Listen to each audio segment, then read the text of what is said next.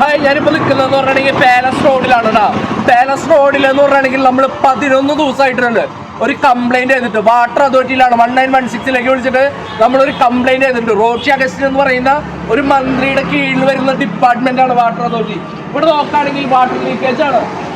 എവിടെയാണെന്നുള്ളത് നോക്കണം. നമ്മുടെ enquiry commission and special ജഡ്ജിയുടെ വിജിലൻസ് കാര്യാലയമാണ് തൃശ്ശൂരുള്ളത് കേട്ടോ.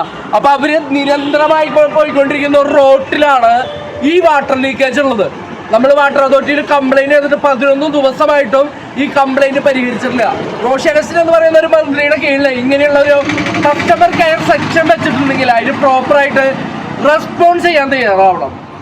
അല്ലാതെ അങ്ങനെ റെസ്പോൺസ് ചെയ്യാൻ തയ്യാറാവാത്തോടത്തോളം ഇവർക്കൊക്കെ എന്താണ് ഇവിടെ ജോലി എന്നുള്ളതാണ് ചോദിക്കുന്നത്. ഈ മന്ത്രി തൊട്ടിട്ടായി അദ്ദേഹത്തിന്റെ കീഴിൽ വരുന്ന ഡിപ്പാർട്ട്മെന്റുകളടക്കം ഇവിടുത്തെ തൃശ്ശൂർ കോർപ്പറേഷൻ അടക്കം എന്താണ് തൊഴിലെന്ന് ചോദിച്ചുകൊണ്ട് ബൈ.